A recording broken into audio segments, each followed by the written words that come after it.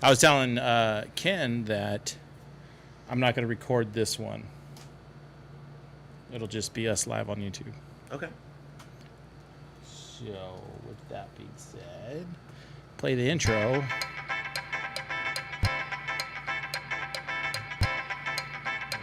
Oh, here's the intro. Yeah, he can hear it. I'm like, what's he grooving to, man?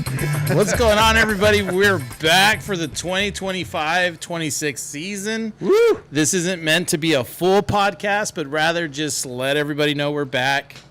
You can hit us up with all your draft questions. We'll pretty much be following the same format, it sounds like. We went out to dinner tonight, and we talked a little bit about that, but we are talked more so. auctioneers, for those who didn't know. Yeah. Auctioneers. But we play auction style. Yeah. Right. Yeah, But we have definitely done a lot of drafts. Yeah, we do. We do other leagues and whatnot. And so if you want some draft advice, you want some auction advice, if you just want to brag on your team, like, let us know. We'll check it out. We'll let you know if you did good or bad. Yeah, and I have done plenty of snake mock drafting. So for sure. I'm familiar with where we're supposed to be at. Where you should be taking guys. So anybody who does have any questions, answers. I'm in 6 different leagues with 6 different systems, so like. But it's good to be back with you guys. Absolutely. Yeah. Feels good. Yeah, it does. Hang out with you guys again. Football is here, Football dude. time again. It's Hell beautiful. yeah. I could use some football. I actually enjoyed the preseason, the first 2 weeks of the preseason this year. I don't know if you guys watched any of it. Very little. But so I remember, like, for as long as I can remember, the preseason has been just completely discombobulated in terms of, like, what days teams are playing on. For sure. What time they're playing, how to find the broadcast, all that stuff. And was it better this year? Because I didn't was find completely it so. streamlined. On every weekend, the NFL Network had all-day football Saturday and Sunday. It was awesome. Like up until the last weekend, and like I think they had games on Saturday and So there were none during the week? Thursday. Okay. They did them. So the games were played Thursday, Friday, Saturday, and Sunday. Okay. And there was a primetime game on for you to, and usually a double header was on Thursday night, so you could you could watch at 4 and 7, and then on Saturday you could tune in at 9 or 10, and it was game, and there were 4 games on, and they were just stacked back to back to back to back. So how much do you watch of a preseason game? Do you watch? Because I watched the first quarter. As somebody who plays a lot of Dynasty, I like, to be honest with you, I'm more interested in the everything beyond the first quarter. Wow, you're sitting now. through that whole game. I just do not have the patience Because I'm watching for specific players. Okay. I want to, because there's guys that once you're paying attention in Dynasty, you know the skill players on every team that they just drafted, and some of them are like, and most of the time you're not talking about like the guy that was drafted top 10, like Ashton Jeanty had, I think, maybe 6 carries in the preseason or something like that. But these like 3rd round and later wide receivers and running backs, they get a lot of work in the preseason, and you get to like really see how they look, at least right now, against the next level of competition. And so and there's some guys, and so you don't expect to see anything that just like blows your mind. But like, this is when Puka Nacua became a thing. It's true. Like, he was undrafted. Yeah, too many of us did not look at him in the preseason because he was undrafted, or at least not by me. Right. I didn't take him anywhere. This is when Cooper Kupp Cooper Kupp was nothing coming out of the draft, and then he had a really great camp and just was, him and Goff had a connection right away as a rookie. And so that's the kind of stuff that you're looking for, is like guys that kind of like pop off screen. We're like, man, that guy looks really good. How are they not going to use him this year? That's the kind of stuff you're looking for. You're not Travion Henderson. and that's one of the names from this preseason is that, and everybody's excited about is he's made some really explosive plays. Too many because he's just moved up the draft board so much. But he's also a guy who's only so Genty had 6 carries, Henderson had maybe 10. He didn't have much more work than Genty had. All he needed was that kickoff. But he had the kickoff return, and he also had a long touchdown run. And I watched it, and it was it was against second string defenders, but he looks really good. He's really fast, good, and we didn't really we talked about this a little bit before, but it's better to talk about it now. Of the 2 running backs that came out of Ohio State this year, I liked him better than Judkins, in terms of his talent and what I think he'll his ability to be transferred productive to the at NFL. this level. Yeah, okay. Yeah. Whereas Judkins he doesn't have that top level speed. He doesn't have it. He's going to get caught. And he's kind of a plotter. So he's like a slow Nick Chubb or what? No, because Nick Chubb squats 700 pounds. Sorry, He'll run your ass over. So Najee Harris then. And he doesn't have the shiftiness that Najee Harris has at the point of contact. Whew. So he's if you're a downgraded Najee Harris, boy, that's a problem. And that's why I told you not to draft him. Yeah. And this is in your rookie draft that you were in. Yep. And this is before it came out that he had the domestic violence. Yeah. All this all this happened since then, and so many red flags. And for any people who don't know, there's because I still see people drafting him. So I'm in a dynasty startup right now, and Judkins went 5-1. Wow. He might not play this year. Wow. He might not play this year. He is still unsigned. That's crazy. Yeah, 5-1. That's nuts. Yeah, it's and the thing is it's not entirely gonna be under his control at the end of it, because the Browns are gonna be able to protect themselves in a legal sense. Oh, they've learned how to do that, have they? And they're gonna, and it's entirely possible that they end up getting a compensatory pick, and he goes back into the draft pool next year. It's entirely possible. Still, honestly, I kind of thought that was going to happen, but then they kind of resolved stuff. So now it's just the team and him, right, working it out. No, no, the NFL still hasn't come out with anything. NFL. The NFL's still doing their investigation, which is separate from the legal investigation. But since when do the Browns care about legal issues? Really? As somebody who's spent quite a bit of time studying the law, I gotta say it's a good thing that the NFL does their own investigation, because they're probably spending more manpower and actual time investigating than the law is. So it is a good thing. It is. It really is a good thing that they're doing that, and that they do it in general. So we don't know yet how that's going to play out. So the player that you got to watch this preseason was Dylan Sampson, and if that's not a name that you know, it's a name you should know. Because, to be honest, I liked his tape a lot better than Judkins. And he's younger. He's 20 years old. He's a 20-year-old rookie.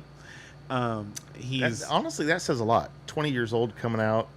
That's somebody that could probably have another year or two and be more of a star in college, and he decided to come out. So, I mean, that says a little something. I like him. I like him a lot. I was a fan on tape. I was disappointed when the Browns drafted him, because they had drafted Judkins already. So he kind of slid down my board a little bit. And then when I saw him in preseason, I was like, nope, I'm just going to draft him every chance I get when we're talking about rookie drafts, and we're talking about I'm literally in the middle of a dynasty startup right now. We're rebooting a league. And I took him 10-7. So someone took Judkins at 5-1, and I got Dylan Sampson at 10-7, and so his measurable, he's 5'8" and he's 200 pounds. So, but he's like I said, he's only 20 years old, and I think that he's gonna put on a little more weight. And for those who don't know, Barry Sanders was 5'8". And Emmett was only 5'9". Dun. But no, he's got a lot more shiftiness in his game and burst than Judkins does. And and the thing is, the thing that Which really is probably why he was took drafted me as out- a compliment to Judkins, and now there's no Judkins. Yes, I agree with you. I think it felt like they were trying to reset their running back room. Yeah. Like they had Chubb and they had Hunt and they had Hunt for a while and they had Jerome Ford last year, who's still there. Jerome Ford's still there, which is crazy. Kind of And the he man makes going in the right whole now, thing yeah. messy. But honestly, Dylan Sampson is good enough that if he splits time with Jerome Ford, he eventually will take that time from him. It's going to be a lot like Bucky Irving over Rachaad White last year, where Rachaad White is going to look like the lead running back, and you're just going to see more and more and more of Bucky Irving. Man, that one bit me in the ass too. I Me really too. had no faith in Bucky Irving, and I did not Rashad either. White I was not a screwed me believer. last year. Well, that's not what screwed me. What screwed me was trading Bucky Irving away in our dynasty league as part of that Spencer Rattler trade. Oh. And I mean, hey, I was right on Rattler, Hey, right? he's a starting quarterback. He's looked great, actually, and he hasn't got to play with his weapons yet. So And I will say that if you watch the last 3-4 games last year, you start to watch Rattler and go, dude, he's kind of got it. You can see that it's okay, maybe. All right, I think he's going all to right. surprise some people. He's at least a backup quarterback. And he you know what also, I mean? And he might be better. I think And he beat out their draft pick this year. What there's- round did he go if in? you if you ask me right now, if I would rather start Spencer Rattler or start Russell Wilson, I'm gonna take Spencer Rattler all day. Oh, yeah, Rattler's going to be behind day. the whole and I game, know Russell Wilson is a Super Bowl winning quarterback. I'm talking about 37-year-old Russell Wilson. Yeah. You're asking me to take 37-year-old Russell Wilson and what I've seen him do over the last 4 years. Yeah, I want zero part of Russ. or what I've seen Spencer Rattler be capable of, and what he might be. And even if he's just competent and he can get it to Alvin Kamara and he can get it to Chris Olave, he's got some playmakers that can do stuff for him, make him look Shaheen. good. I like Shaheen a lot. Shaheen too. That's right, down the field. Don't forget about Shaheen. Absolutely. He's got the long target. He's got the short range target, and he's got Kamara wherever he wants him. I don't know. He's got some weapons. They're that can not do going some to be. stuff, Let's not. and they're going to be we're- behind. They're going to the be behind entire a lot. time. They're going to be behind a Their lot. defense is ranked really low as well, so they're always going to be behind. They're always going to be throwing the ball. So, in a 2-quarterback league, hey, I'd like to have Rattler on there. Yeah, as long. And I mean, my big hope for him is that he just doesn't throw a lot of interceptions. Right. Because he's going to be under pressure. He doesn't have a ton of playmakers. They're going to be behind a lot. So there's, if he is able to keep it somewhere around 10 to 12, that number, I think he's going to keep the job. To me, he has the tools. He can make all of the throws, and he's not afraid to pull the ball down and run. And that's so important from the quarterback position. That's the thing that at the end of the day, that Patrick Mahomes, the reason that he beats people at the end of the day is because he can pull the ball down and run, and so you have to respect it. And there's so many times where he fakes guys out like he's going to throw a ball, and the guy just doesn't know that there's no one behind him, and then Mahomes beats him with his legs, And it's and I'm not saying Spencer Rattler is anywhere near Patrick Mahomes in anywhere but his hair. Okay. Somebody said that Spencer Rattler looks like he looks like the made-for-TV movie actor that they hired to play Patrick Mahomes. And it's true. It is true. Anyway. Well, we're talking we gotta talk about 40 preseason. minutes. We probably shouldn't spend it all talking about Spencer Rattler. We could. No, we really shouldn't. No, we But really shouldn't. No, we really should talk about the important news that happened yesterday. Okay, I mean, we might as well get into the Micah Parsons trade. Like Michael Parsons. Micah Parsons. Like this was, I saw it and I immediately wanted to call you, and I was just like, no, we're already getting back together this week. Like let's. I want to hear what he says after he thinks about it a little bit. So, Micah Parsons for 2 first rounders, probably late first rounders because Green Bay looks good. That's the problem. So 2 late first rounders and a good defensive tackle. What do you think? What up, Busy? Welcome back, buddy. What's up, buddy? Looking forward to the draft. So after I've had 24 plus hours to digest it, like the only thing that I truly have a problem with is the timing. The actual there's so many things that go into this, and I've seen so many things. Like there's a list of duos of players on rosters that are costing their team $80+ million. There's 10 of them.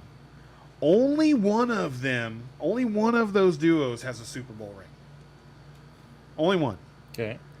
There's historical data about having multiple players on your roster above a certain pay threshold, so all of these things make sense. But they were all true last year. They were all true in April when it was draft time and everybody was hungry. Bezzy says, Kenny changing teams after that Micah trade. Yeah. Ken has entered free agency. Free agency fanboy and free agencies. It's to me it's just the timing. It's that because you chose to wait as long as you did, you ended up getting 75 cents on the dollar. That's the way that I feel about the trade, is that they could have gotten more. And not only could they have gotten more, but your team would have time to adjust to it. Making this trade on the eve of the season, how are you not telling people that you're folding? And I know that you brought back an all-pro defensive that was tackle. My big question for you, honestly, is where are they going this year? What are you as a Dallas fan hoping for at this point? Hoping for? What I should be hoping for is that we just fucking go 4-13. Okay, yeah. That's what I should be hoping for at this point. Because the thing is there's no way that this doesn't shell shock your team. Right. I agree. And so, in my opinion, even if they come around to it, it's gonna take them a month before they get off the mat and that's just on turn the defensive into side. Right. But I will say, I am excited about the Dallas Cowboys. I'm not. Fantasy wise, I'm not. No. You're not excited about Dak. You're not excited about CeeDee. You're not excited about Pickens. Not if they can't run the ball. Not if they can't run the ball. Because but they're going to pass to open up the run. That's the thing. That's what they thought last year. Javonte's going to be running against these small boxes. And I think Javonte is probably an upgrade over the 2 backs you had last year. No, he's not. The 2 backs you had last year were trash. They weren't really. What was so you know what's funny is okay. All right, let's we kind of got off track a little bit. We're talking about them fantasy wise. Fair. And to me that's really not No, I did pivot on you there. Yeah. Oh, no, I pivoted on you. So, the Micah Parsons deal. All right, sorry, let's go back. I need you to work all this out, man. Come on, you got this. When you make that deal in August, those guys the guys in the building, they don't know Kenny Clark. They don't know who he is. They know what they lost, though. Right. So that's going to take time to fix. You know what would have been a really good time to fix that? Fucking training camp. You know, that whole period of time where you fucking sat and let Micah Parsons just create a goddamn circus. And you knew this, and here's the thing. Here's the most asinine part about the whole ordeal. Trayvon Diggs has the same goddamn agent. They knew who they were dealing with. They knew where this was going.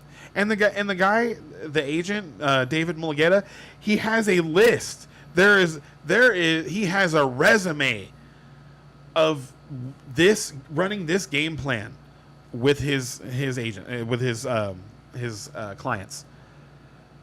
It is don't sign an extension, wait him out, make him sign a massive deal. And he's done it a bunch of times and been successful and gotten his guys deals. And like he was also like T. Higgins' agent, and T. Higgins fired him, and then T. Higgins signed the deal to stay in Cincinnati. But he probably fired him because Mulugeta was telling him you could get more money, and T. Higgins was like, "Fuck that! I want to go play with these guys," because him and Joe Burrow are like best friends. Yep. Anyway. Here's what I find funny about the whole deal is that Dallas is constantly waiting on all their signings, constantly making all this drama, all the headlines, everything else, causing all the problems in the locker room, doing all these things. Whereas what did Philly do? They signed all their fucking people a year ahead. Ago. Yeah. They're always ahead. Like when Philadelphia makes headlines signing guys, it's like, that guy got a deal already? Exactly. Because what are they doing? They're getting in early. When they can get them because you know it's cheap. coming. Yes, because I said this. Shave off I said this on the way in. It is like the lack of apparent foresight by a management team responsible for a $12 billion company is unforgivable. They should be fired. There should be every NFL team should have a board of trustees for when shit like this happens, so that they can fucking fire your ass. That's what should have happened. Because, like, if the Apple CEO had made a decision that was this bad, he'd be out at the next quarterly meeting. But if not sooner. You have to realize that if you're a Dallas fan, you're just a toy of Jerry Jones. Like, Jerry Jones bought his toy, and he's going to freaking play with it till he dies. And he spent 8 Netflix episodes explaining that to everybody. Yep. And that's another thing is, like, if you didn't know, so Jerry Jones was $50 million, and he's Donald Trump. He was $50 million in debt, and then he got went further in debt to invest in an oil well, right, and got lucky on an oil well, and they made like 10 times what their highest projections were. He made like $150 million off of one oil well. Wow, I didn't realize that. That's insane. And so he used that money to pay off his debt and leverage enough money to buy the Dallas Cowboys. They didn't pay people right away. Like the Emmitt Smith saga, the biggest deal in the Emmitt Smith saga was that they still weren't profitable. Really? Back then? In 1992, after he had bought the franchise and was trying to turn everything around, according to him, they still weren't profitable. He literally just didn't have the money to pay him. Well, is he not profitable, or were they in the red? Huh? Because that's two different things. I'm sure Jerry Jones was fine. So Bezzy, we got Bezzy in here saying he made a similar mistake on his draft on Tuesday. How'd your draft go? Well, by the way, on Tuesday, and he had a chance to pick CeeDee Lamb up at number 6, but it wasn't paying attention and picked Brock Bowers. Who was in my queue. At the 6? No. Busy. I guess we did not come back on the air quick enough for you to save you, brother. Oh my goodness. Brock Bowers is a 3rd-round pick, man. Well, no, he's not. Yeah, well, he's not according to ADP, but I would not touch him for the 3rd round. I'm not so. According to ADP, I'm not getting Brock Bowers or who's the other one? McBride. I'm not getting either of those guys because they're going in the top 30 picks in drafts, and I'm not touching them. And I mean, take George Kittle. Dude. George Kittle's going at the beginning of round 4, middle of round 4. Kittle in the 4th. If you can get Kittle in the 4th, it's so much better. 4 to 6 weeks of the year, Kittle is going to be. I don't even think it's just 4 to 6. I don't think people realize how much Brock Purdy relies on George Kittle. George Kittle is his number one. He's like Jason Witten to Tony Romo back in the day. Yeah. When anytime he gets in trouble, he knows where George Kittle is. And so to me, he is the wide receiver one on that team. And that's even when Ayuk comes back. Yeah. I'm not worried about the target distribution. To me, it's like, and I don't think Ayuk is a worry for this year. They just re-upped Kittle's deal too, so he's locked in for the next 4 years. Yeah. And even in like Dynasty, I am rolling with Kittle. To me, Kittle is not an asset that is in any way descending. If anything, he hasn't had his best year yet. He's 28? No, 29? he's 30, 31. He's 30? Oh, he's wow. 30 or 31. But he's just so monstrous. And he's had like little nagging injuries to like his oblique and stuff like that. But he hasn't had the devastating slow down injuries that Gronkowski went through. But anytime you get over 30, man, it's a bit of a worry. I know. It's a bit of a worry. Kittle's a different animal. I agree. He's just a different guy. No, like I said, if you can get Kittle in the fourth, and I'm tight all ends over it. traditionally age well. But anyway, true. For this year, I think Kittle's to the moon. Like Agreed. there's not another tight end I would rather have. So if you're telling me I get to save 2.5 rounds of draft capital, and take Kittle instead of those guys, it's like, well, thank you. Right.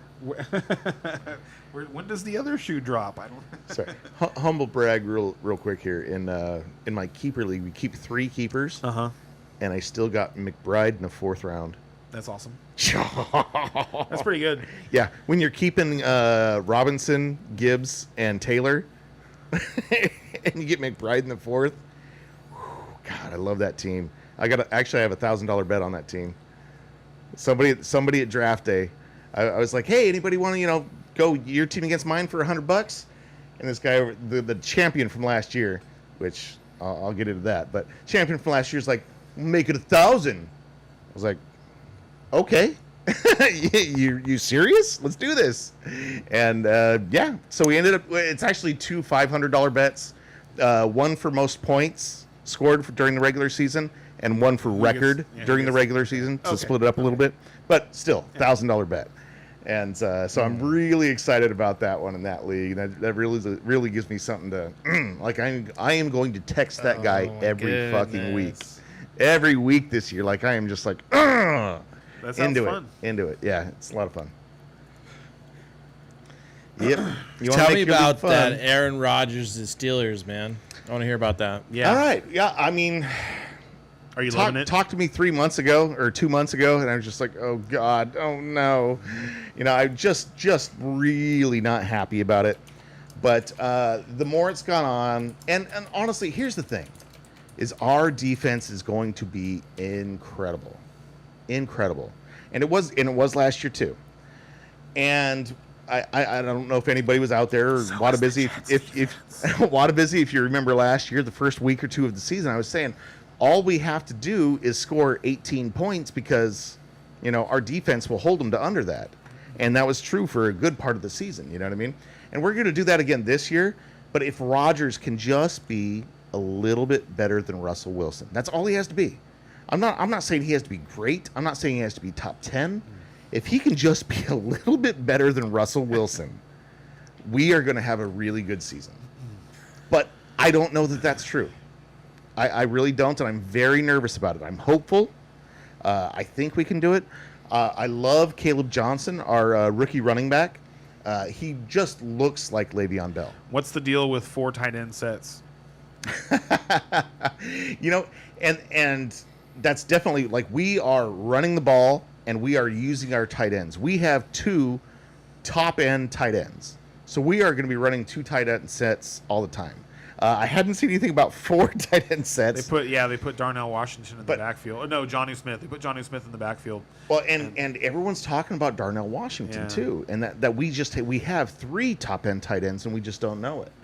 So actually, there was a thing in Fresno. Carr put on a fantasy football forum or whatever. Oh, really? Derek Carr did? Yeah, in Fresno. That's funny. And one of his big sneaky picks was, hey, you got to pick Darnell Washington You know what I mean? Take him late in your drafts or whatever, which is hilarious because one of my buddies actually went to that conference and he took him like the mid rounds. And we were just like, what are you doing?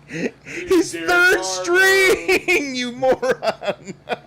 He's like, he might catch 4 touchdowns this year or something. But hey, good on him. But yeah, so honestly, I'm kind of hopeful about this offense. We are going to run the shit out of the ball. Do not take any part of our receiving game other than DK Metcalf, because there's nobody in our receiving game that's going to be worthwhile. But I think both of our running backs, Warren and Caleb Johnson, are both going to be good. And like I said, Caleb Johnson, the way he hesitates behind the line and is such a patient runner, like looks just like Le'Veon Bell from 10 years ago, man. I was just like, ooh, that could be fun. Yeah, he's not the receiver or he's just not the player in the pass game that Le'Veon Bell was. But there was also something that one of my podcast guys was talking about today, like the Dominator rating. You know what I mean? I can't remember the exact logistics for it, like, you know what I mean? But people that dominate at their position, dominate who they're playing against. And there's very few that hit a certain rating, and Caleb Johnson was up there with the best of the best. And that just, I'm a Steeler fan, so maybe it's just that, but it just gives me a little extra confidence. It has to do with like specific matchups, I'm pretty sure, and their performance in those specific matchups. But I've seen that too, and it's not who knows how it's going to transfer to the NFL? It's not. But the other names that were in that Caleb Johnson category, I liked his tape. I thought Caleb Johnson was really good. I told you to draft him over Judkins, and at the time people were drafting Judkins over Johnson. Yeah. And I wanted to draft Johnson over Judkins, and so I texted you to like, come on, please tell me Johnson, please tell me Johnson. You said Johnson, I was like, yes. I'm going Johnson. So here we have. Let me hold on. Let me fix this real quick. What do we have? Treasure? I would like for you guys to both grade Wadabezi's lineup from his draft. Oh no! Let's see it. All right. So he has as his quarterback Burrow. Running back awesome. 1. Wait, hold on. Yeah, go slow. What kind of league is it? 8. It's half PPR. It's half PPR. How many teams? He didn't say. It's important. But 0.03 points for completion's a caveat in here. What the hell? Yeah. Huh? I've never seen that. So. 0.3? For completion? Yeah. 0.03. For 0.03. Reception, right? It says completion. Oh, for the quarterback. So there's quarterback. Yeah, bonus. yeah. Okay. I like it. That I always like the quarterback bonuses. I've always felt that quarterbacks were, they're the most important position in the NFL, and yet in fantasy they're just not. In one quarterback leagues, they're not. Right, and which is why I love the Superflex League. I completely, if you guys ever do a Dynasty League, do a Superflex. Yeah, you have to have it 2 quarterbacks. It's man. it's so funny. I'm like, we're doing the reboot of the 1 quarterback Dynasty League, and like, I took Kyler Murray in like round 9 or something like that. So silly. Because it's silly, and also it's like I didn't even have to take a quarterback there. I took him because he was like, there's the upside of him running, but in a 1 quarterback league, like you don't have to draft a quarterback for the first like 14, 15 rounds, right. And you'll end up with still have somebody Bryce Young. Yep. Dude, who's going to be good this year? And it's like Bryce Young might score 6 points per game less than Joe Burrow, but you had to draft Joe Burrow in the 3rd round, and you gave up Jonathan Taylor to get him. Yep. Like you didn't give up anything to get Bryce Young. All right, speaking of Joe Burrow is the quarterback. I love it. Yes. He's going to have an amazing season. Yes. Super love it. So Joe Burrow is, and then his running back 1 is Achane. Running back 2 is Henderson from the Patriots. Okay. Wide receiver 1, Devontae Adams. Wide receiver 2, he put Copper Cup, but I think that's Cooper a typo. Kupp. It's probably Cooper Cup. Okay. And then flex 1 is Godwin. Flex 2 is Pacheco. Flex 3 is Javonte Williams with the Steelers defense, and the kicker is Harrison Butker. Well, Steelers defense, so A. No, I love the Steelers defense this year. Okay, so he went. Some of those other picks What it sounds little... like he did was it sounds like he went and he drafted Achane first. Then he drafted So Achane first, then probably Burrow, No. and then Henderson. Burrow's and third or fourth round. That's right, but so is Henderson. Henderson's going up to the third. So that's interchangeable. Whether it was Henderson second or it was Burrow second, that's those two. Then Devontae Adams, right? He said Bowers was his first pick. Oh yeah, Bowers. Yeah. I forgot about I Bowers. didn't hear. I don't even think I heard that. Yeah, I don't think you read it because you said it earlier. So it was Bowers, Achane, then Burrow. Yeah, he then didn't put Travion Bowers Henderson. Right. Yeah. Then he got That makes Devontae sense. Adams. Yeah. Okay. I get that. Like, I feel like you have a very boomer bust lineup. Like Travion Henderson, you reached for a little bit. Now I understand why. Yeah. I love the guy. He's gonna be great. It could be but amazing. You've got Achane as your number one, who is so hit or miss. So I think like he could be the number one overall running back, but he could also get. And if you killed. didn't, and if you didn't get Ollie Gordon, you might have like an empty spot in your lineup for the first 2 or 3 weeks. We actually don't even know yet. Oh, that's right. He's got that soft tissue injury. I forgot about that. So Yeah. we don't know if Achane's going to play right away. But the only thing that I would have done different is I probably wouldn't have drafted Henderson or Burrow, one of those two. I would have I rather like had both those names, but I like both of those names around later. It's because he drafted Bowers. It's only because he drafted Bowers because you need a top tier. Right. You need. I feel like your lineup needs somebody above Devontae Adams. Like to me, this Agreed. year Devontae Adams is an excellent number 2. Like he's a number 2 that if Puka Nacua misses any time is immediately like a top 5 wide receiver every week. But with Nacua there, like I just don't see how he's gonna do the usual Devontae 12 targets a game. Well, I feel like Devontae. I feel like he got pulled in to be the deep threat. So I think he's gonna I agree with you. probably He runs pull a routes- lot of touchdowns. He runs routes that Puka Nacua doesn't run. And So- it was a better. They had to make a change because Cooper Kupp, it was basically a less efficient Puka Nacua, so it didn't. They didn't fit together. Right. It's on the surface, it's like they traded a 32-year-old star receiver for a 32-year-old star receiver, but they're completely different in their skill sets. Yes. So yes, I like Devontae Adams is going to run a lot of like fade stops, and Justin Herbert's deep on his ends, bench. and that's awesome. Nice. How many You're teams in really your deep at league, quarterback. Bezzy? Yeah, that is important to know. It feels like a 12. It feels like a 12. It Like, I'd be surprised if it's what not. he walked away with feels like standard for a 12. Right. Hmm. And I think the only reason why we're a little uneasy on the lineup is because Yeah, he 12 took team. two onesies early. A quarterback the and a tight end and the quarterback both in the first and 4 rounds. they're 3 sandwiched rounds. around a running back, not a wide receiver.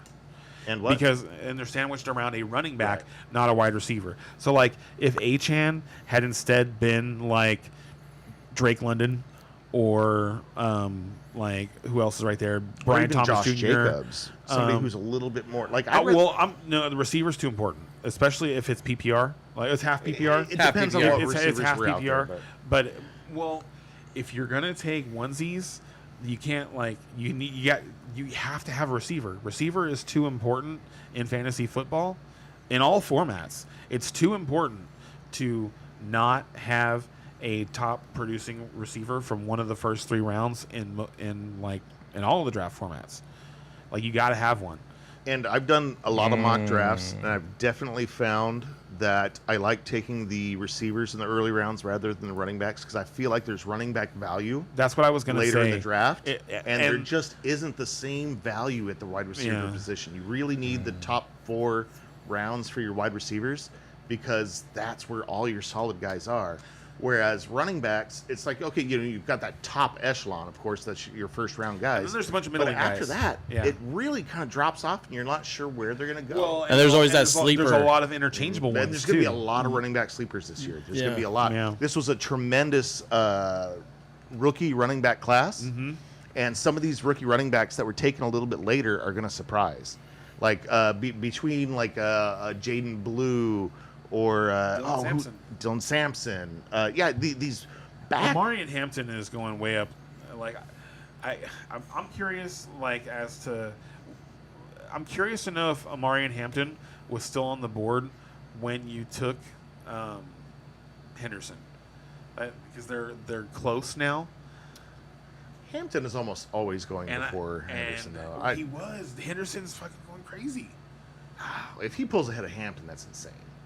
That's just crazy. I'm just curious. I'm asking. You know? So on his bench, he's got Jaden Reed, A. Mitchell, Michael Wilson. Those are his Michael wide Wilson's receiver, a good sleeper to me. wide receiver I like bench. Michael Wilson. He also said that he joined this league 3 hours before the draft. So Well, you definitely did good considering that, for sure. he's got that confidence in us, I think, maybe. He hadn't listened to us in 6 months, though. But we're going to walk him through it. That's true. We're going to walk him through the season. But Nah, no, Bezzy, you're doing good, man. yeah, you're doing good. Like I solid say, player. you went a little high on some of the positions that maybe we wouldn't Your have. wide receivers are risky to me. Like I love Devontae Adams. I don't want him as my anchor receiver this year. I want him as my number 2. I want him as 3, my yeah. number 2. Like, I'm totally happy with him as my number 2, and then we're taking some shots on like some rookies and stuff like that. Yeah. But you have Cooper, you have Tay as your number 1, and then Cooper Kupp, you don't know what you're going to get from Cooper Kupp. Just don't And know. then Where did he end Chris up? Godwin might not play for the first month At of the least for year. the first month. And even when he comes back, there's going to be a ramp up. So like where is Cooper Kupp? I can't remember. Seattle. Oh God. Yeah, I remember that now. Seattle is just going to run the ball. Yeah. They kept, was it 4 tight ends and 2 fullbacks for their starting squad? He's got Like, they are going to run the ball. And their quarterback is Sam Darnold, so you got to protect him. Yeah, exactly. They So got it's going to be completely So run yeah, first. that's his man. bench is Tyler, Algier, and Okay. Trey Benson. For his Well, running back and I bench. love I like those Trey 2 on your bench. Those are definitely guys that are waiting to see if they can become stars. Either I one feel of like them is if, a star if the head guy goes down. If Ollie Gordon is available on your waiver wire, you need to go get him. I agree with that. Like Ollie Gordon is somebody that could be absolutely nothing, or it could be holy crap, this guy's really, you know what I mean? Like he could be anywhere for the fantasy. I actually I've got some girls at work that are doing their very first fantasy league, know nothing about football and blah blah. So they're showing me their lineups, like, see, look what I got. And I'm like, hey, Ollie Gordon is probably on your waiver wire. You should probably go get him. You know what I mean? Like replace some of this crap down here with like This Ollie guy, Gordon and several others. But So yeah, there's a good chance that he's the guy that you want for the first couple weeks in Miami to get points, and he'll be fine. He's no Achan, right. Oh no. but like they're completely different players, and it's entirely possible that like they become more of like a 1-2 punch. But he's definitely better than Jalen Wright. Achan needs a 1-2 punch. He needs Agreed. a Montgomery to his Gibbs. So does, you know what I mean? You know who else does? CMC. It And they might just be traded to for that one. point now. So maybe. your boy Chris Harris had some very interesting statistics. What's that? On running backs, who have the same measurables as Christian McCaffrey in terms of height and weight, Okay. and their usage. And Christian McCaffrey, his usage rate for running backs his size is completely off the charts. That people just don't do that with running backs that are his size. And what keeps happening with him is he keeps breaking. And it's probably why people don't do that with running backs that are his size. And it's just that he's so freaking good when he is healthy that it's hard not to continue to give him the take ball. him off the field. But it's just not something that you should expect. And he's the same size as Achan. Achan's 5'10", 195. McCaffrey's 5'11", 198, 200. Something like that. He's right at 200 pounds. Bezzy also mentioned the player you spoke of is not on the waiver wire. Gordon. Oh, all these. Okay. Yeah. That is unfortunate. Yeah, he's on people's radar. Yeah. And I guess he's going against the Browns week 1. What? What does that mean? The person you're going against has the Browns on defense? Or are the Dolphins playing against the Browns? I'm not sure what that means. Well, either way, you've got a decent chance with your team here this year. Oh no. Oh, no. Oh, you're good. You don't want it. Yeah, I'm drinking tequila. Right? I didn't even realize you got me a tequila. If you want it. I know I do. I especially want it now that I know it exists. You're welcome. But no, as I was saying, it's a decent draft. Like I say, we're nitpicking here. Like you're asking us, and we're like, Yeah, okay, well, all our mock drafts, we did this, and this. And But this. you have- I mean, we're definitely nitpicking you, but I think you have a decent team. I really do. You have positional advantage at quarterback, tight end, and defense. Yes. Which is definitely going to matter. But you really need some of those wide receivers to work out. Yeah. Because if they don't, you're going to be in trouble. I'm still waiting for Burrow to fall off a cliff. Burrow? Dude, this is Burrow's year. You think so? Yes. Like, I am on Burrow's nuts this year, and I hate that. I hate fucking Cincinnati. I hate Cincinnati. It's like But me being all about the Eagles or something. They, like, fantasy-wise, they're one of my teams this year. Like, Really? I absolutely. agree. There's a couple teams. Dallas and is their one of them defense as well. is so bad.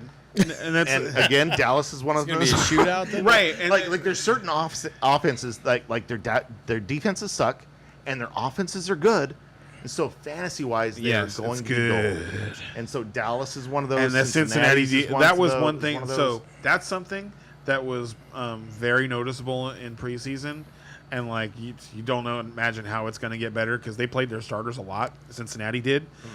Joe Burrow played a lot in this preseason, I didn't notice, but and then I'm glad I brought it up because I expect the Bengals to be better at the start of the season than they have been for the last couple years What? because I do too. they specifically played their players in the like Joe Burrow and Chase. they play- tried something different this They, year. they're not going to be slow starters because they're ready. They're ready. They've played. They're in game shape. They're and they looked stupid good in the Oh, preseason. they looked when awesome. Played. Like, They- oh my it was- god! They played so like they were playing against preschoolers. their or first something. It was drive stupid. that their first drive of the preseason, Chase had 4 catches for like 60 some odd yards and a touchdown. Yeah. It was ridiculous. It's preseason. You should guard him. Like what the hell? We're trying. People try. They can't. Yeah. He's really, really good. Yeah, T. Higgins is going to be great for as long as he's healthy this year. But their defense couldn't stop anything. Yep. Nothing. Yep. Like so against the Eagles, they played their starters for most of the first half, and the Eagles did not. The Eagles played their second stringers, and Tanner McKee went like 22 for 25. Well, he's a stud. I mean, come on. It was so bad, and this was every week. It Oh, was man. every week in the preseason. Their defense was horrendous. They couldn't stop anything. The only thing I'm worried about is that their offensive line is so bad that they could struggle. They could struggle. That's the only thing that could hold them back is Yeah. that offensive line. But it's not good. It is not good. And that surprises me. Like they know that's their weakness. How do they not protect their franchise I don't quarterback? know. I don't It's get funny that they're able to get away with doing nothing and being like a clown franchise when everybody's paying attention to Jerry Jones.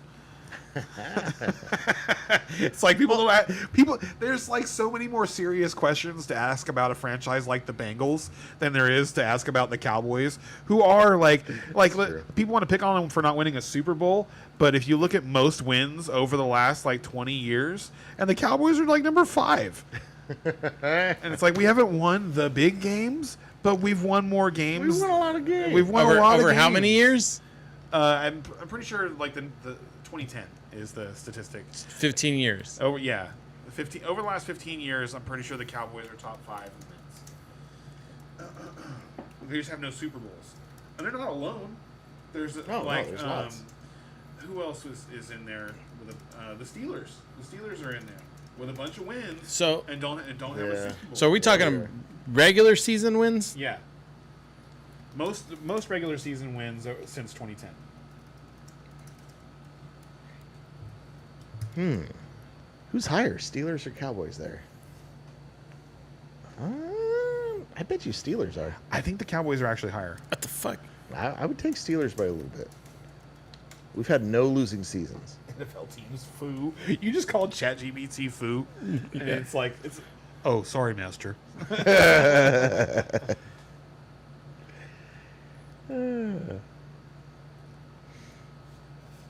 That's 2010. Since 2010. Okay, yeah.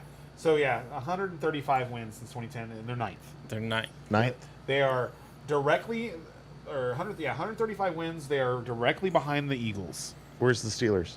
The Steelers are fourth, 152. Yeah, I thought we'd be up there. Yeah. Okay. And, you know who you're behind them? Who? The Patriots. It's Still, give it Tom another Brady's year. been Give it retired. another year. Hey, and it might only take another year. You're only 6 wins back. I was gonna say, You're only we've 6 been wins gaining on back. them the last 3. And you're 4 wins back behind Green Bay, and you Kansas just took City's their number quarterback. one. Oh wow. Well, Kansas City, of course. Green Bay, and who's number 2?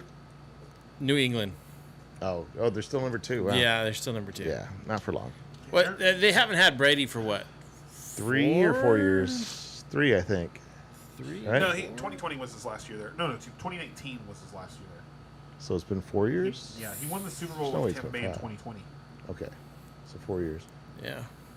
That makes sense. Oh, it's 5. 5? It has not been 5 20, years. 21, 22, 23, 24. Yeah, no, They went through. that doesn't make sense in my brain. Huh? That doesn't make when did Tampa win? Is that 20. And Bezzy seems to think that. Okay, they're and then he gonna played go a year off after against the that. Browns. 2021. okay? You're talking about, I thought you were talking about the Patriots. Oh no! I was You're talking about years without Brady, the sad years. well. Sorry, we had kind of moved on to Brady at that point, but all right, never mind. Who cares? I mean, I can understand why you're stuck on Brady. Yeah, I Ended your season a lot. This guy ended so many of my fucking seasons. Like you should. I So fucking hate Tom that Brady's guy. record against all NFL teams it's so absurd. It is unbelievable. The only team that he has a losing record against, I think he has a losing record against was Denver. Wow. And I think it was like 8-9, or 9-10, or something like Still, that. that It must really bother him. but he was like 11-2 against the Steelers. Yes. Thanks for bringing that up.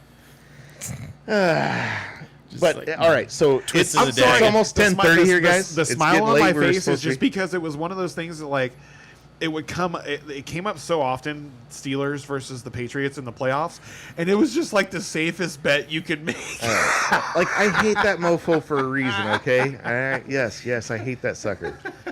You know, I got to explain to my wife how beautifully ironic it is that he's a part owner of the Raiders now, because she didn't know, like, because she doesn't understand that Raiders fans absolutely despise Tom Brady. Like Tom Brady, they hate more than anyone. Why? Why do the Raiders fans hate Tom Brady? The Tuck rule. Oh Jesus Christ! They're still stuck on that. Yes.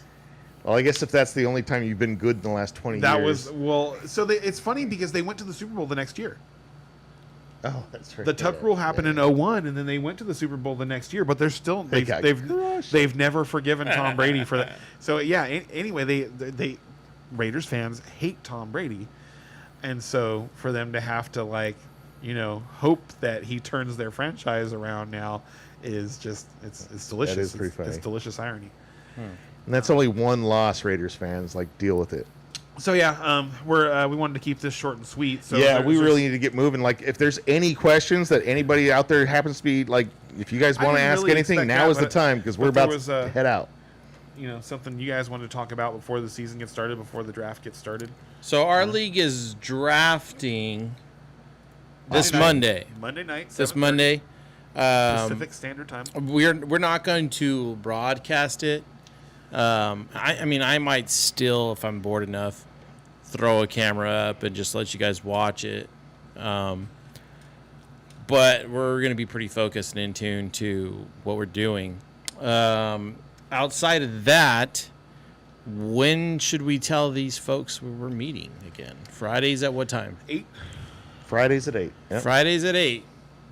That's where we're going to lock in the Fridays at 8, time. we'll be going through all the games, giving you our start sits, all Answering any questions all of our you might have. awful suggestions. Did we do evenings last season, or did we do Sunday mornings? We did Sunday mornings. So we wanted to bring the alcohol back into the equation. We missed the alcohol. The coffee is nice, but I mean, honestly, like if it had ever turned into a thing where we were like enjoying breakfast at the same time, like that would have been great, but it never did.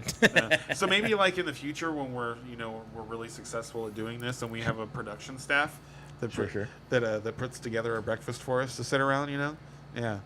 But without the breakfast, the morning's just, Yeah. Nights are cool. Yeah, we felt like it was, and a Friday night, people are looking to make those last trades, or they're making their lineups, and Sunday morning it's generally was just, done. Yeah, And just there's not just, enough time to react. There's a lot of available content on Sunday mornings where you don't have to open your tablet and open YouTube or whatever it is. And We're more the cool Friday night drinking.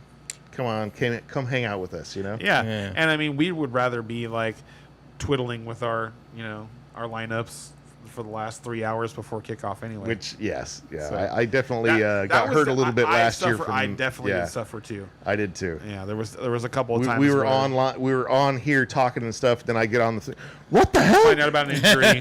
I should have switched this or that. I should have picked this guy up and started this guy. Yeah. And Much better. No more of that. We're not going to suffer for you anymore. I mean, that's why we're not showing you our draft, because damn it, we're concentrating on talking instead of drafting. Damn it. Well, hey, let's talk about that real quick though. Our draft. Okay. So our auction. Style draft. That is the way to go. It is. It is the best way. Like anybody. By far. Yeah. It takes longer. The draft takes longer, but it is so much more enjoyable.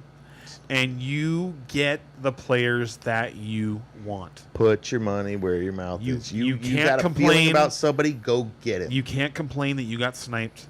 Yep. You can't complain that you had bad draft position. Get your guys. Yep. That's what auction is about. Is you put your team together. And you know what I regret so much about last year is I had this feeling about Saquon. I was just like, he's going to be great. And I said it in the podcast. He's going to be great. Yeah. And when it came to auction time, I just did not put my money where my mouth was. Didn't He got to like 56, 57, and I was just like, no. I don't think it was that much. I'd have to go back and I don't think I think it was the I remember 40s, dude. I rember looking back I feel at like the price and going, why didn't I bid more? What the hell was I thinking? I think he went criminally undervalued in our draft last year. Ooh, I've got like a yeah, it was like low to mid 50s. And yeah, he should have gone $10 to $15 higher. And I knew it, and I wanted him. I think I had just paid up for somebody else, and that's why. But still, you got to remember in auctions, like you're going to have to pay up for 2, maybe 3 players, and then find your bargains. See right here. This is why I love Sleeper. I am looking at our results from last year's draft right now, like on demand. It's great. Saquon went for $50. $50. Oh $50. My God. And so how did for, I not bid $50? I'm sure it is. For reference, this year, like if you want to get Bijan, or you want to get Jahmyr Gibbs, or you want to get Saquon Barkley, it's going to cost you $70. That's typically what so before Christian McCaffrey started having the injury seasons, he was 75 and like all 80. Like there was someone definitely paid 80 for him one year in our league, and that's what you can expect to pay for these top end running backs. So for him to go for 50, yeah, crazy. Yeah, it was crazy.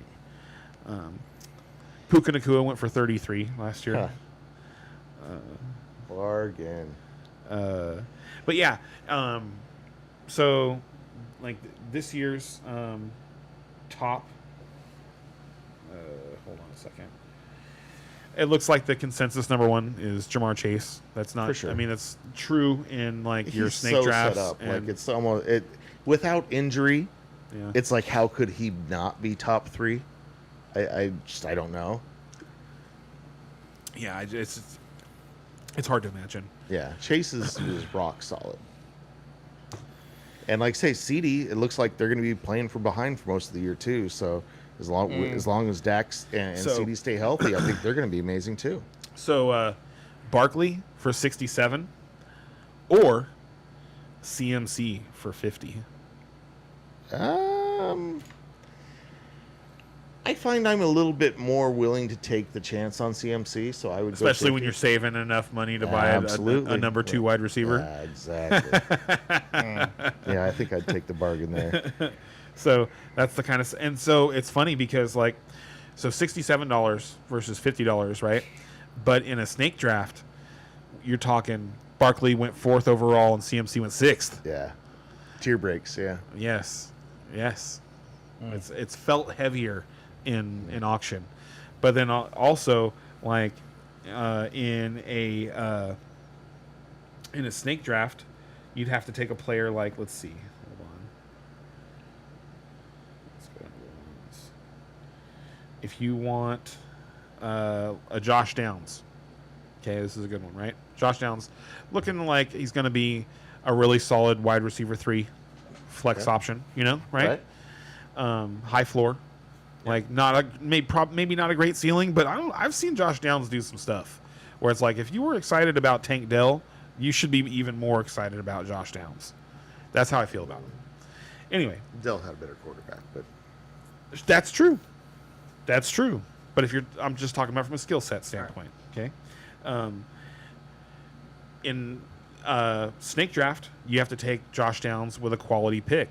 Like you're talking 8th, 9th round, probably. which is actually pretty reasonable. You still don't have enough players to fill a starting lineup in the 8th round, the 9th round. So it is still a valuable pick. Okay. In auction, he's $1.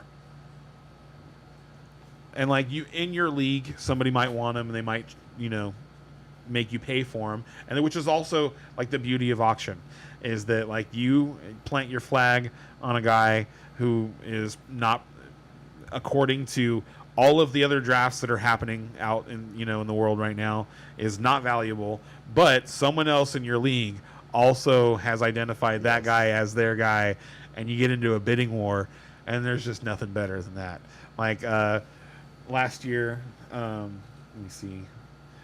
My favorite one from last year was Chase Brown. Do you remember? No. So before the season last year, Chase Brown was nothing. Nothing, right? Right? Okay. Omar, who was who we went to school with, and it was a newcomer last year. Omar paid. Where is he at? There he is. 14. Holy $14. crap. For a $3 That was the most he spent on a running back. He also, his other running backs were DeAndre Swift and Nick Chubb. But he spent 14 on Chase Brown, and he was totally right. On that one, he was. Like, so for comparison, James Conner went for 17 in our league last year.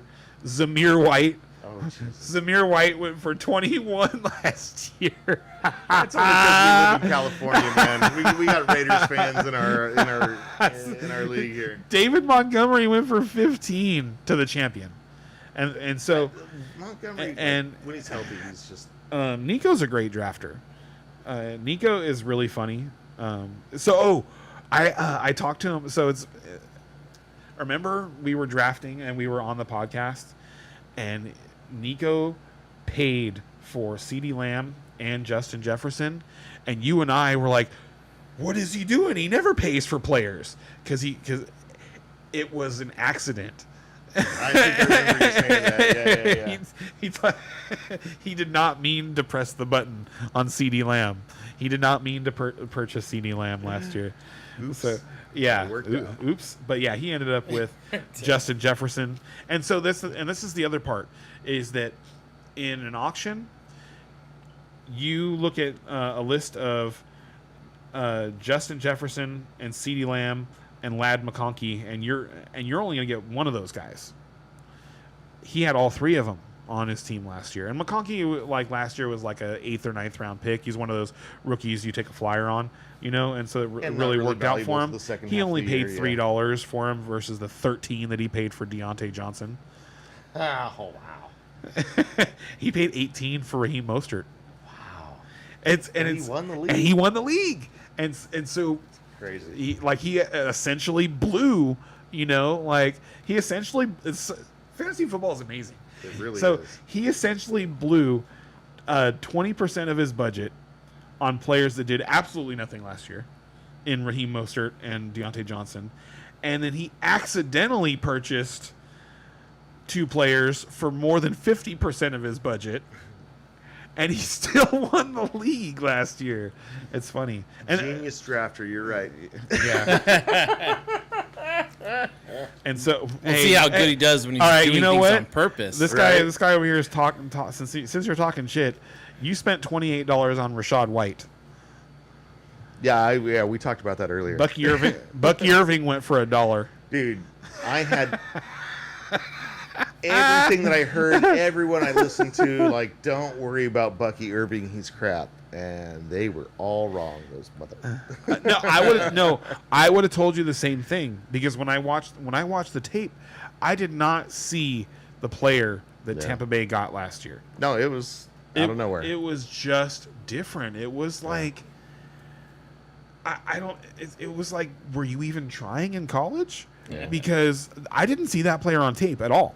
I watched his tape from college, and I got to tell you, I was more excited about Jordan James, who came out this year, because they were on the same team, and because of who else did Oregon have that came out last year? They had is that Roma Dunze? No, that was Washington. They had some other players, but I felt like I watched the Oregon tape multiple times, because I was watching different players each time. But Bucky Irving just didn't stand out. Yeah. And I thought I was more excited about Jordan James, who wasn't coming out and did come out this year. But anyway, don't get too hung up on your draft. Absolutely. Like you're gonna have mistakes. You're gonna have regrets. hits. You're gonna have yes. Like you don't win your league in the draft. You could end up spending $14 on Dalton Kincaid. Ooh. Like this guy. When did I did that last year? Yes, you did.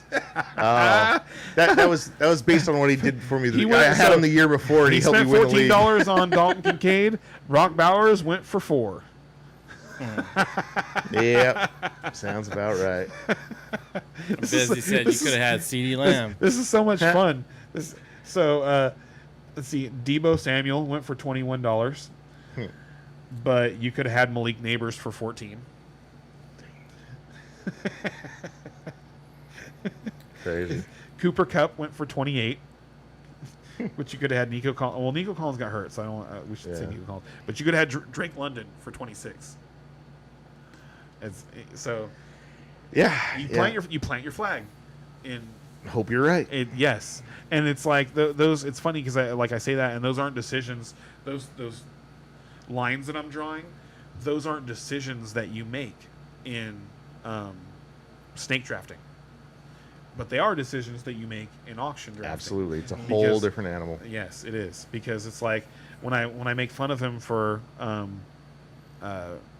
paying for Rashad White, it's like the footballers were on Bucky Irving though. Like there were a lot of people who weren't. Yes, they were. Not that. No, you can go back. They were on. No, Bucky there was one. Jason. No, it was Mike. No, it was Jason. No. Jason was the one. Jason's the one that hates Rashad White. It's anyway.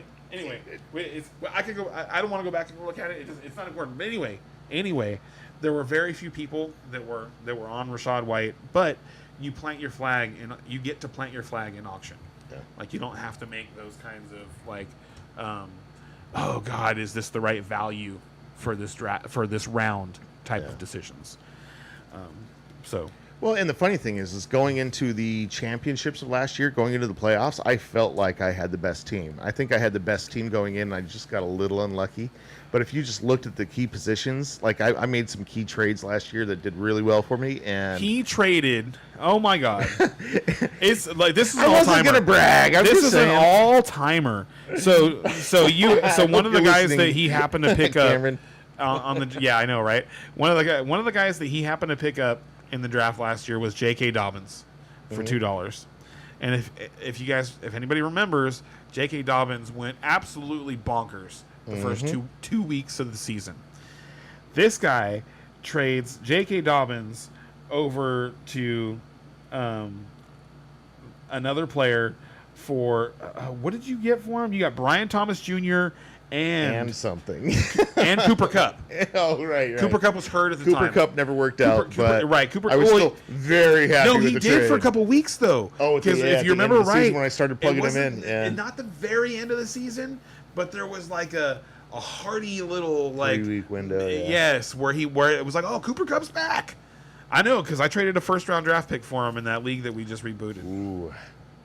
Because I was going for it, man. I had Henry, I had Barkley, I had I needed help because I had Nico Collins and Chris Godwin. So the only receivers I had holding it down were like Tyreek Hill and I don't even remember at this point. Like I don't know how that team kept winning because we went 13-1. But it was. Yeah, I remember that. Yeah, you were bragging about that last year. That was a fun season. It was a fun season. All right. Well, it's getting pretty late here, guys. We should probably bring it to a close. If you have a last-minute question, get it in real quick. But other than that, I think like we're doing it Fridays, 8 o'clock. Is what I heard. Fridays. Like, come join us. Ask all your questions. You know what I mean? We're here for you. We're going to be talking about the games. We're going to be doing everything else. But like anything that you want to ask of us, we're here. So use us, man. Use us as a resource. All right. Peace out, everybody. Good night, guys.